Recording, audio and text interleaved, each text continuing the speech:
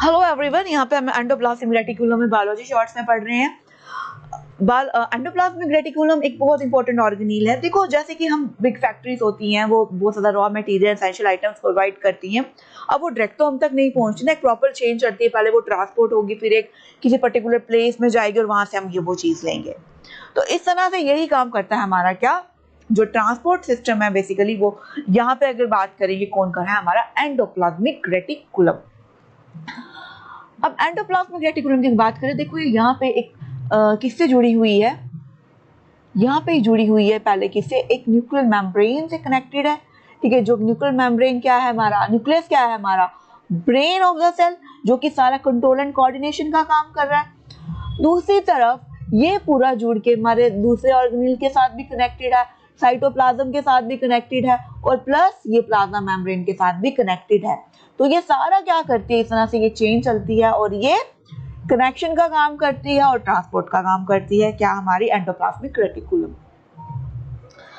अब ये इस टाइप का स्ट्रक्चर इसका प्रेजेंट रहता है इनसाइड द सेल। यहाँ पे होगी किसके साथ कनेक्टेड, न्यूक्लियस के साथ। न्यूक्लियर के साथ ये किसके साथ कनेक्टेड रहेगी, उसके मेम्ब्रेन के साथ, न्यूक्लियर एनवेलप के साथ, या मेम्ब्रेन बोले इसको। अगर हम बात करें रेटिकुलम की, तो रेटिकुलम बेसिकली, रेटिकुलम क्या है, रेटिकुलम इज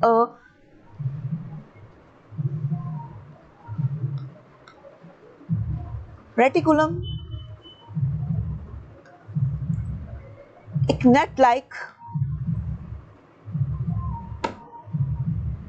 एक मिनट, रेटिकुलम क्या है, एक नेट लाइक स्ट्रक्चर है इनसाइड द सेल। रेटिकुलम का मीनिंग ही ये होता है। तो बेसिकली अगर हम बात करें एंडोप्लाज्मिक रेटिकुलम की, दे आर मेम्ब्रेन बाउंड। इसके अंदर क्या रहती है, मेम्ब्रेन बाउंड स्ट्रक्चर है ये, अपनी इसके पास अपना इसकी मेम्ब्रेन रहती है to cover it, and it is usually क्या रहेगा इसके पास, टीनी टेब्यूल स्ट्रक्चर रहेंगे। जैसे कि हमने देखा, this is a tiny tubule structure और net like structure or sheet. इसके अलावा ये क्या काम करती है, ये काम मेन इसका काम क्या है, ये मेन इसका अगर हम बात करें, ये काम करती है ट्रांसपोर्ट का, ट्रांसपोर्ट ऑफ सब्सटेंस फ्रॉम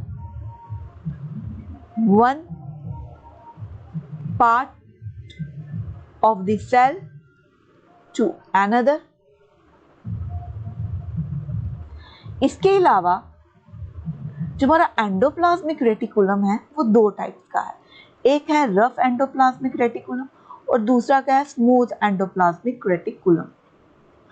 देखो, रफ एंडोप्लाज्मिक रेटिकुलम यहाँ पे देखें तो यहाँ पे ये पोल लाइक स्ट्रक्चर दिख रहे हैं ना आपको, दिस ये क्या है, हमारे रफ एंडोप्लाज्मिक रेटिकुलम है। और ये जो है दिख रहे हैं आपको, ये क्या है, ग्रैन्यूल लाइक स्ट्रक्चर, ये क्या है, राइबोसोम्स। क्या है ये, राइबोसोम्स। तो रफ एंडोप्लाज्मिक हम उसे क्यों कहते हैं, क्योंकि उसकी सरफेस में क्या प्रेजेंट रहते हैं, राइबोसोम्स। आर फॉर रफ, और रफ में क्या प्रेजेंट होंगे, राइबोसोम्स। इसके अलावा देखो यहाँ से कनेक्टेड क्या होंगे हमारे स्मूथ, और स्मूथ में कैसी इसकी सरफेस होगी, काफी ज्यादा प्लेन, क्योंकि इसने कुछ वैसा कैरी नहीं किया हुआ है, ग्रैन्यूल लाइक स्ट्रक्चर इसमें प्रेजेंट नहीं है। लेकिन इसके अंदर क्या है, एंजाइम्स होते हैं, एंजाइम्स होते हैं जो कि क्या सिंथेसिस करते हैं, जो कि सिंथेसिस करते हैं किसकी, लिपिड्स की। क्लियर। तो स्मूथ एंडोप्लाज्मिक रेटिकुलम क्या सिंथेसाइज करता है, ये सिंथेसाइज करते हैं, सिंथेसिस करते हैं लिपिड्स की। और अगर हम यहाँ पे बात करें रफ एंडोप्लाज्मिक रेटिकुलम की, ये क्या सिंथेसाइज करता है, प्रोटीन की सिंथेसिस करता है। क्लियर। अब ये तो हो गया इसके इंपॉर्टेंट चीजें। इसके अलावा देखो, जो हमारे नंबर ऑफ एंडोप्लाज्मिक रेटिकुलम होंगे ना, वो वेरी करते हैं from one cell to another cell. जो एंडोप्लाज्मिक है उसका जो नंबर है वो कांस्टेंट नहीं होगा, वो हर सेल टू सेल क्या करता है, वेरी करता है। क्लियर? अब देखो अगर हम बात करें यहाँ पे लीवर सेल की, ठीक है, अगर हम बात करें किसकी, लीवर की, तो लीवर का काम क्या होता है, वो लीवर का मेन काम क्या होता है, वो डिटॉक्सिफिकेशन करता है। और डिटॉक्सिफिकेशन जो टॉक्सिन सब्सटेंसेस हैं, ठीक है, उसको वो कैसे रिमूव करता है, थ्रू यूरिया से, फिर वो हमारी बॉडी से आउट हो जाते हैं।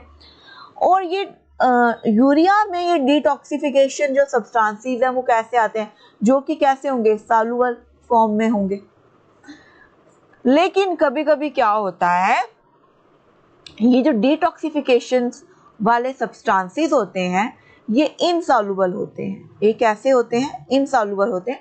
तो यहाँ पे लीवर के अंदर बहुत सारे जो सेल्स होते हैं उनमें क्या रहते हैं, स्मूथ एंडोप्लाज्मिक रेटिकुलम बहुत होते हैं। तो स्मूथ एंडोप्लाज्मिक रेटिकुलम क्या करते हैं, उनके पास बेसिकली क्या होते हैं, एंजाइम्स प्रेजेंट होते हैं जो इन टॉक्सिन्स को क्या करते हैं, सॉल्युबल फॉर्म में ले जाते हैं, ठीक है, और सॉल्युबल फॉर्म में ले जाके उनको अल्टीमेटली यूरिया के थ्रू पास आउट करा देते हैं बॉडी से।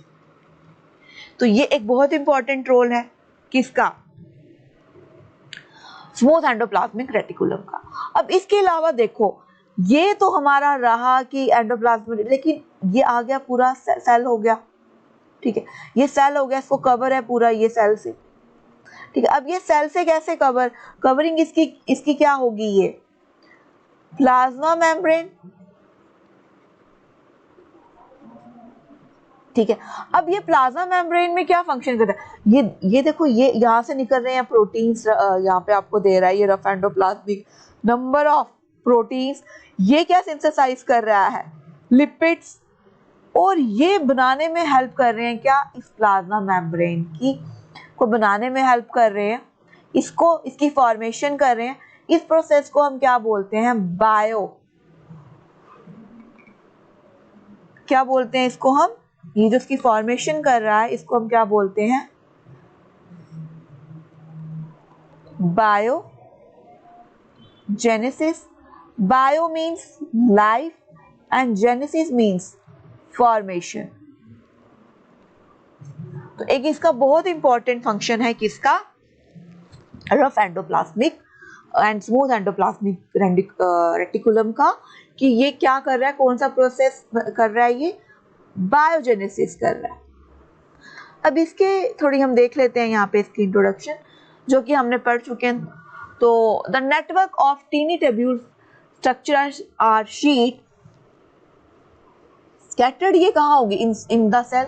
ये क्या है, मेम्ब्रेन बाउंड। ये आपको याद रखना है कि मेम्ब्रेन बाउंड और मेम्ब्रेन लेस ऑर्गेनेल कौन कौन से हैं।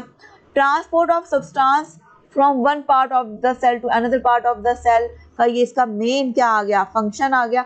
उसके बाद देखो यहाँ पे ग्रैन्यूल लाइक स्ट्रक्चर्स इसमें प्रेजेंट रहते हैं, जिसको हम क्या बोलते हैं, राइबोसोम्स। किसके साथ, किसकी सरफेस के साथ ये अटैच हैं, रफ एंड एंडोप्लाज्मिक रेटिकुलम। ये किसके लिए काम करते हैं, प्रोटीन सिंथेसिस का। इसके अलावा हमने देखा स्मूथ एंडोप्लाज्म के पास क्या रहते हैं, बहुत सारे एंजाइम्स एम्बेडेड रहते हैं, और ये इन्वॉल्व किसके लिए होते हैं, लिपिड सिंथेसिस के लिए। तो ये था इसका बेसिक किसका, एंडोप्लाज्मिक रेटिकुलम का। तो थैंक यू।